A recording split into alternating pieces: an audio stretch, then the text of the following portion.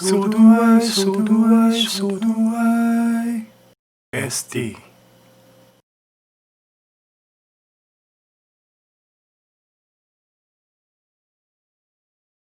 제가 먼저 번에도 차라리 하나님을 믿으라고 말씀드렸는데 누군가 저는 하나님을 믿느냐고 물었습니다. 누군가 저는 하나님을 믿느냐고 물었습니다.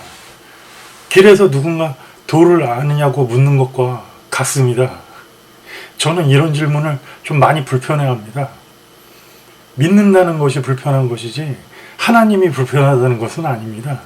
뭔가를 믿는다는 것은 인식의 차원에서 내가 인식을 했는가 묻는 것이 되고 이 부분에서 정말 나는 인식했는지 되묻게 됩니다. 그렇게 되면 제게 하나님이 있다는 단서와 정황, 근거들이 있어야 하는데 여러 가지 생각을 하게 됩니다. 하나님에 대해서 단서들이 있고 부처님에 대한 단서들도 있습니다. 그러나 뭔가 믿는다는 것은 사람마다 받아들이는 입장이 달라지는 것입니다. 월요일이 돼서 피곤하신가요? 저도 그래요. SD. 오늘 드릴 말씀은 시그널이 그 시작이고 끝이라고 생각되네요. 대통령은 민주주의를 주창하고 계시고 여당과 좌파와 다르다고 생각하시는지요? 야당과 여당이 합치를 통해서 서로 힘을 모으라고 말하고 계신다고 생각하시는지요? 대통령은 민주주의를 주창하고 계시고 여당과 좌파와 다르다고 생각하시는지요? 야당과 여당이 합치를 통해서 서로 힘을 모으라고 말하고 계신다고 생각을 하시는지요? 어차피 야당과 여당도 대통령 산하의 국민이기 때문에 대통령이 넓은 아량으로 모두를 굽어 살피고 있는 중이라고 생각하시는 그런 거죠. 깨셔야 합니다. 제가 얼마 전에 주호영 원내대표가 몸수색 당할 때쯤에 말씀드린 적이 있었죠. 주호영 원내대표 당할 때 좌표 찍기라고 했었죠. 그 뒤에 무슨 일이 있었는지 기억나시나요? 북한에서 국민의힘 당을 딱 찍어서 발언을 했었죠.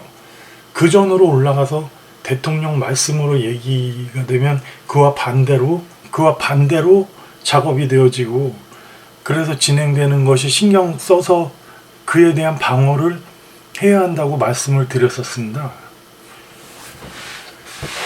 21년 예산안을 대통령이 직접 청와대 관련해서 발표하실 때 21년 예산안을 대통령이 직접 청와대 관련해서 발표를 하실 때 코로나라는 세계의 위협을 들면서 백신을 만들 것이니 예산을 쓰겠다고 말씀하셨었죠.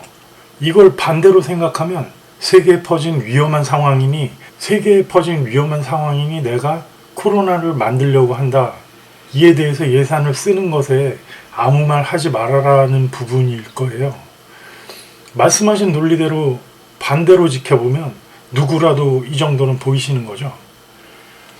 그래서 오늘 공수처를 파보게 되네요. 제가 파본다고 뭐 크게 달라질 게 있을까요? 이 법안은 1996년 정도부터 얘기가 나온 법안이고 이걸 갈고 갈아서 지금 여당에서는 또 많이 바꿨습니다. 제가 뭐 아직 그리 유명하지도 않고 많은 분들이 봐주신 것도 아니라서 제가 얘기한 부분을 뭐 국민의힘 의원들이 이걸 알아들으시고 신경 썼다고는 보이지 않지만 위기는 조금 직감하신 모양으로 보입니다. 위기는 조금 직감하신 부분으로 보입니다. 최근 국민의힘 당에서 애쓰는 부분은 공수처 진행을 늦추고 있는 부분이 있습니다.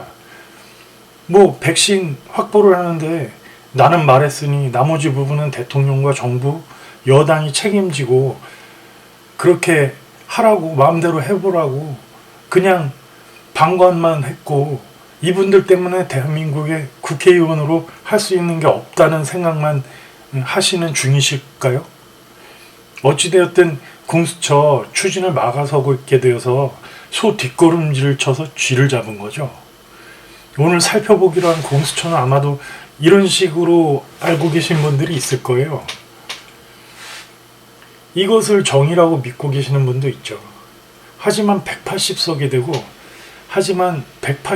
되고 나서 여당은 이것을 자신의 법안 바꿔가며 갈고 갈아서 공수처 후속 3법이라는 것을 2020년 8월 3일쯤에 통과를 시킵니다.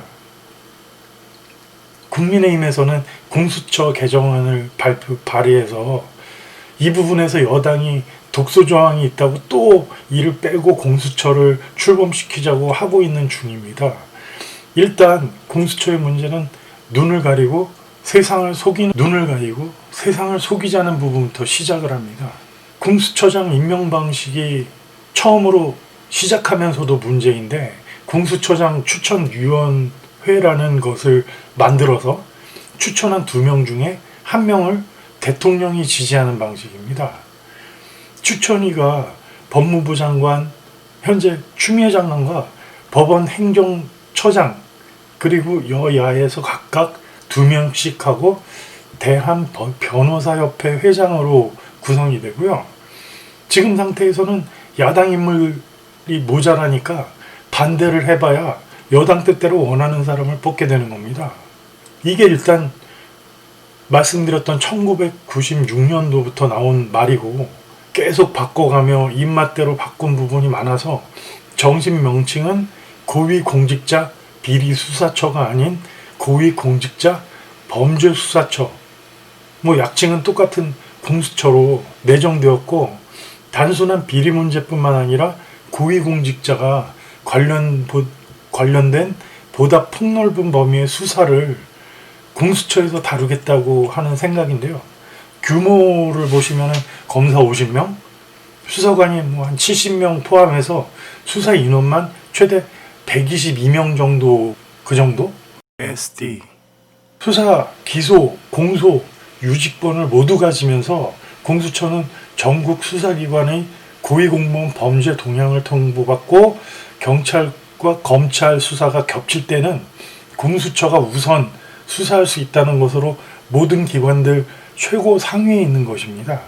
수사 대상에는 대통령, 국무총리, 국회의원, 대법원장, 헌법재판소, 그리고 대법관하고 헌법재판관, 광역지방단체장과 교육감 등 주요 헌법 기관장들이고요. 이게 대통령을 어떻게 처벌한다는 얘기가 따로 없어서 이 부분에서 그냥 그대로 말로는 처벌인데 내용이 없으니 의미가 없다라는 부분이 됩니다.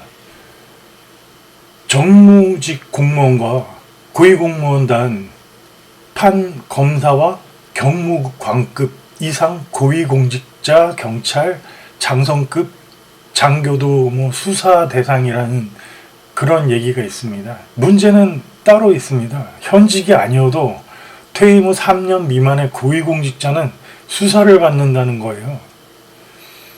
고위공직자의 배우자와 직계 존속이나 비존속, 형제 자매도 포함되는 것은 옛날에 삼족을 멸하는 부분하고 같은 것이고요. 전형적 부패범죄인 뇌물수수, 알선수재, 정치자금, 부정수수 외에도 공갈, 강요, 협박, 그리고 직권남용하고 직무유기, 선거 관여, 국정원 정치 관여, 비밀 누설, 고위 공직자 업무 전반에 관련한 범죄 역시 처벌 대상입니다. 근데 여기 또 하나의 문제가, 공수처 검사는 변호사 자격 가운데서 처장이 제처하고 대통령이 임명합니다.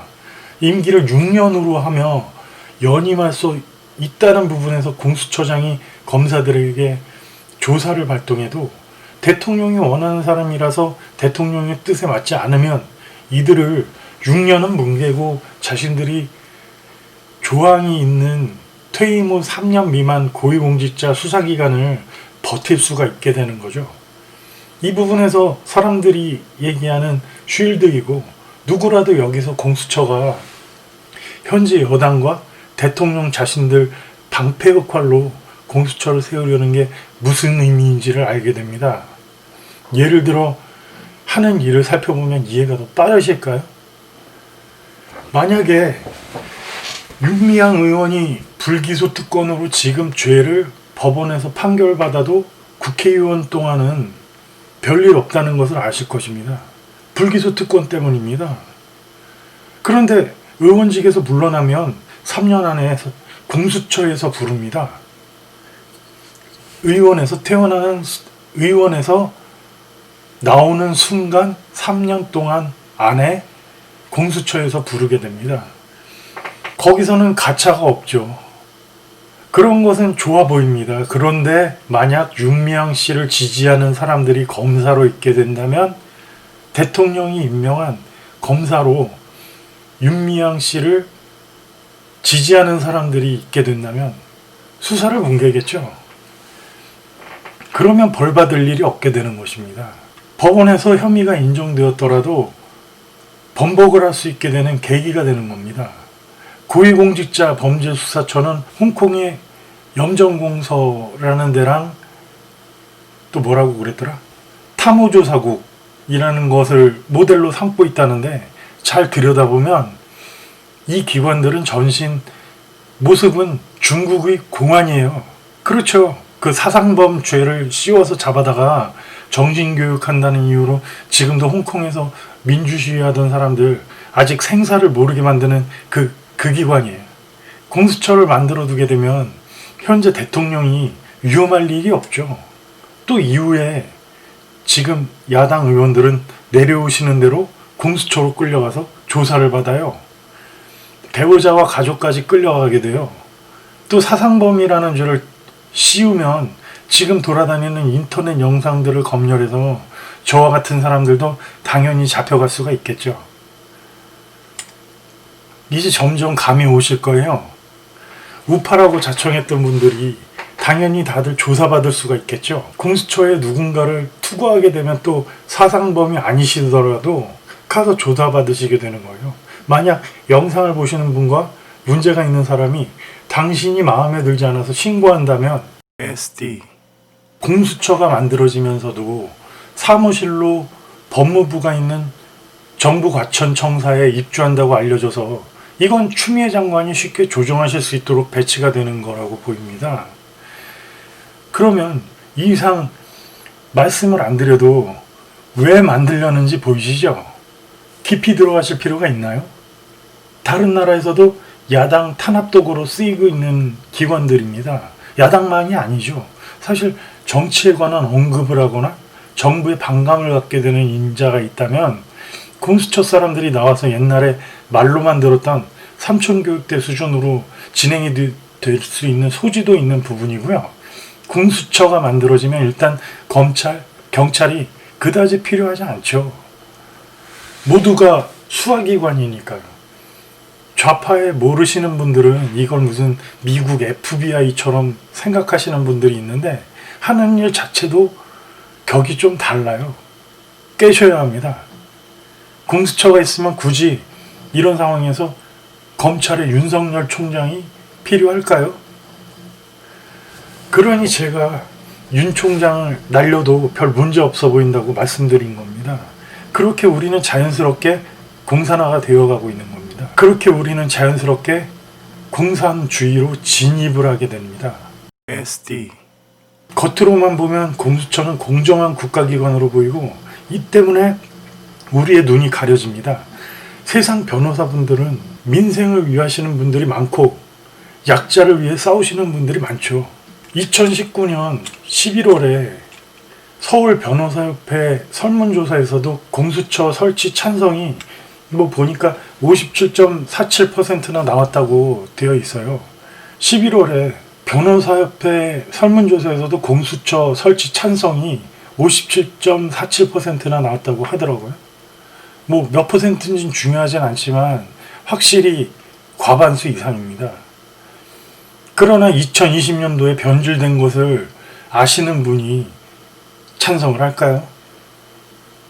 법 관련 똑똑하신 분들도 잘 인식하지 못하신 부분이신 겁니다. 또 알아도 자신들이 그 공수처의 검사가 될 수 있는 소지가 있으니까 기회를 노리시는 분들도 있겠죠. 생각 외로 법을 잘 아시는 분들, 똑똑하신 분들도 헷갈리시는 부분이신 거예요. 저는 여기서 더 들어가지는 않을 것입니다. 저는 여기서 더 들어가지는 않을 것입니다. 어차피 어떤 것인지 정도만 알면 되는 것이지, 우리가 이 법안에 관련해서 무슨 정의를 내리거나 심판을 필요하는 부분은 없습니다. 다만 이런 심각한 문제들이 있다는 것을 아셔야 되는 겁니다. 그런데도 공수처를 찬성하고 해야 한다는 사람들이 있는데, 이 자들은 그 공수처의 끝이 검찰개혁이라고 부릅니다만, 저는 우리가 알고 있는 그 검찰개혁은 아닌 것으로 보이는데요. 어떻게 생각하시나요? SD. 제가 먼저 번에도 차라리 하나님을 믿으라고 말씀드렸는데, 누군가 저는 하나님을 믿느냐고 물었습니다. 누군가 저는 하나님을 믿느냐고 물었습니다. 길에서 누군가 도를 아느냐고 묻는 것과 같습니다. 저는 이런 질문을 좀 많이 불편해합니다. 믿는다는 것이 불편한 것이지 하나님이 불편하다는 것은 아닙니다. 뭔가를 믿는다는 것은 인식의 차원에서 내가 인식을 했는가 묻는 것이 되고, 이 부분에서 정말 나는 인식했는지 되묻게 됩니다. 그렇게 되면 제게 하나님이 있다는 단서와 정황, 근거들이 있어야 하는데 여러 가지 생각을 하게 됩니다. 하나님에 대해서 단서들이 있고 부처님에 대한 단서들도 있습니다. 그러나 뭔가 믿는다는 것은 사람마다 받아들이는 입장이 달라지는 것입니다. 지극히 개인적이라는 얘기죠.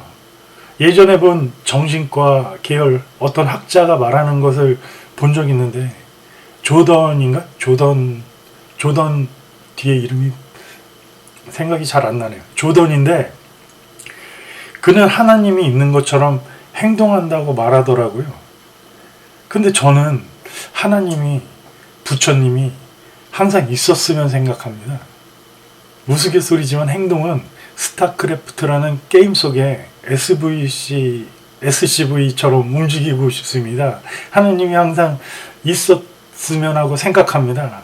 하나님이 항상 있었으면 하고 생각하고 행동은 기계처럼 움직일 수 있기를 바랍니다. 하나님을 항상 생각하며 기계처럼 움직이고 싶습니다. 오늘 하루도 잘 보내시길 바랍니다.